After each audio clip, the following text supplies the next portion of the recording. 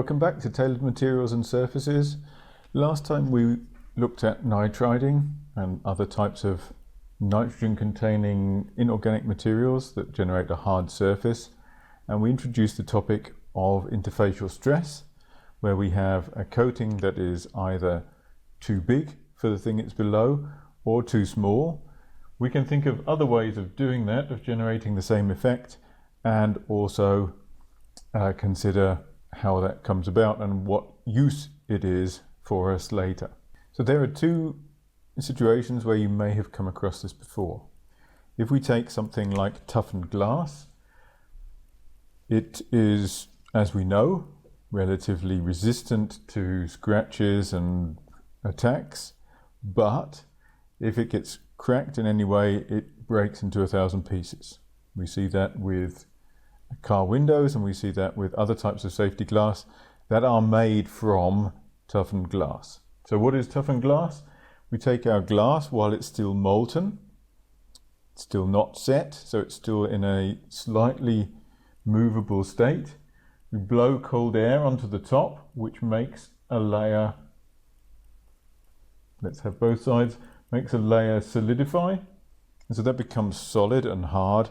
But the layer inside is still hotter and is still pliable.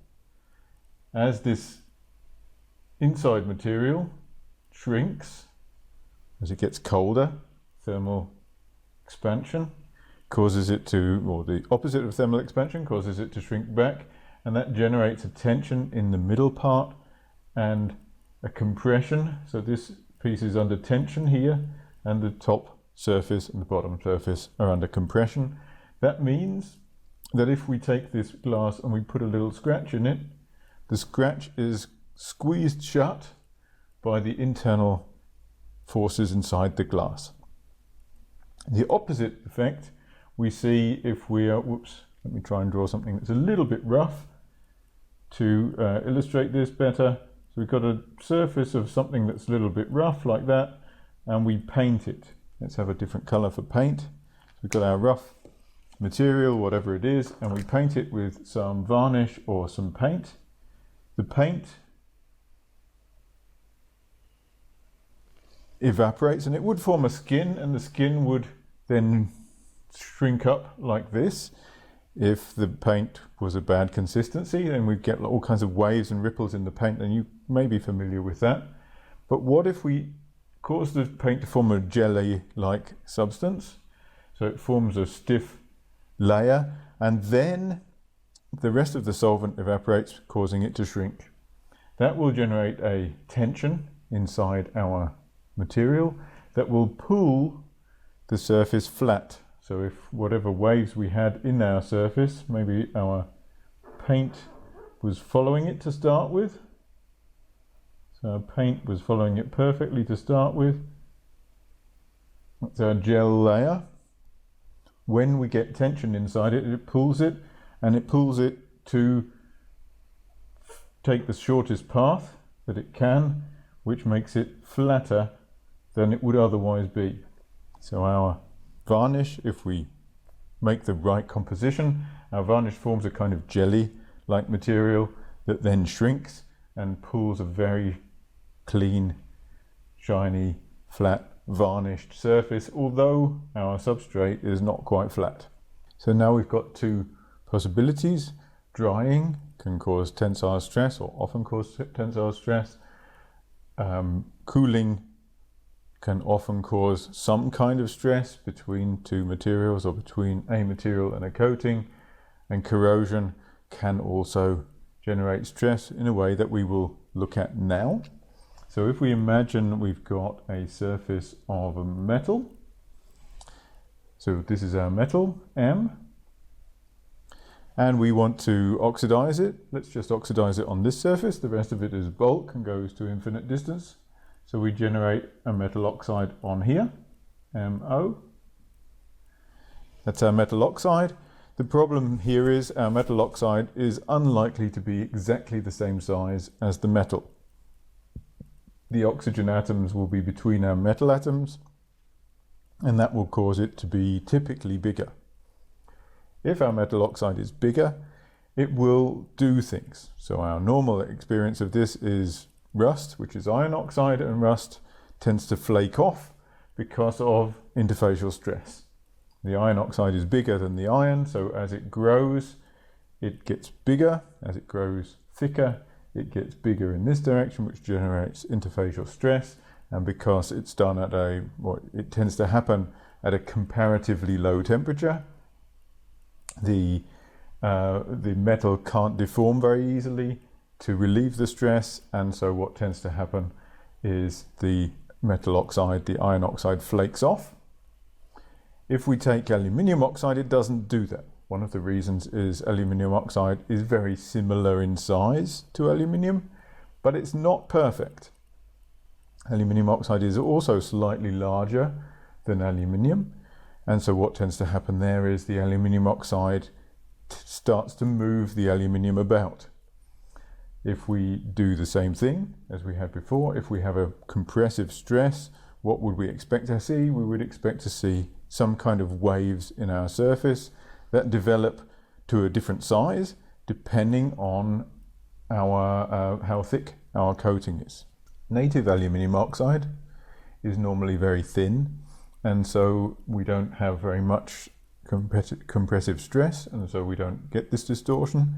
But if we deliberately make the aluminium oxide thicker by electrolysis, so a specific type of corrosion, then we can cause this to happen.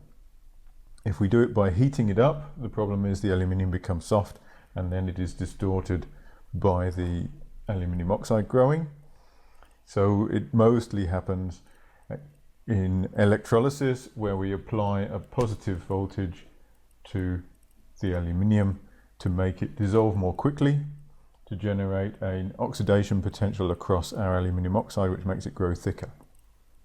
The interesting thing about this is that the bending stress at the bottom of these pits causes the aluminium oxide to dissolve more readily than it does at the top. So if we do this in a solution of a mild acid where the aluminium oxide can dissolve, typically sulfuric acid, then we end up with deeper and deeper pits because the bottoms dissolve faster than the tops do, and it's all growing at the same time as it's dissolving.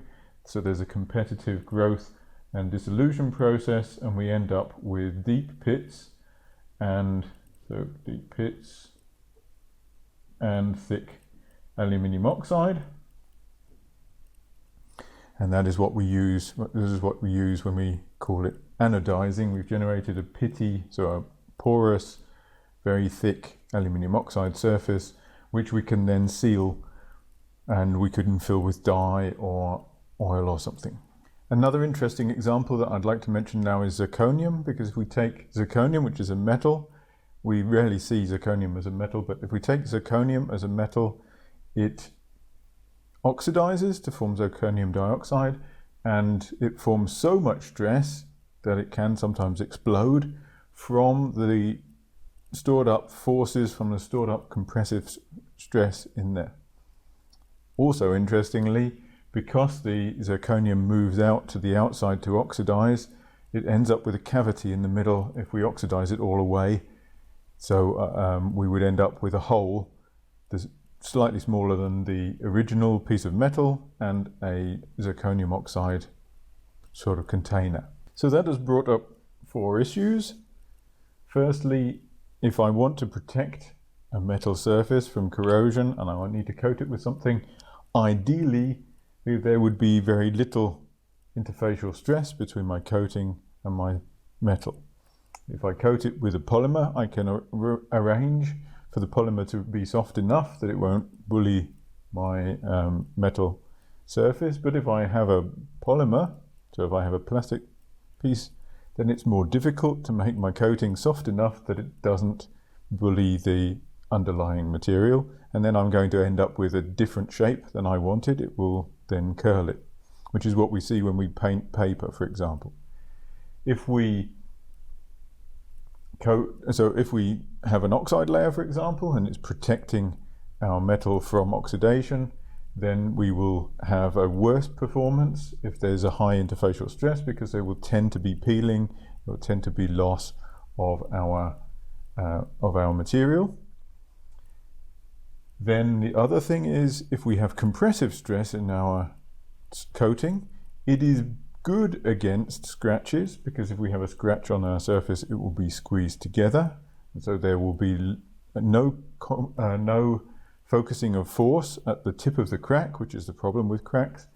So we will then not cause the crack to grow longer. If we have tensile stress and we put a crack in it, it will probably fail instantly, because once you start a crack and you're pulling it, the forces from the tension are focused at the tip of the crack and it causes the material to fail, whereas before it was scratched, there was no crack, and so the forces were distributed through the whole thickness. So ideally we would generate compressive stress, but we need it to not be so high that we cause peeling or we move around our surface. However, tensile stress is useful for flattening if we want to make a flatter surface, if we want to cover up some kind of unevenness in our substrate.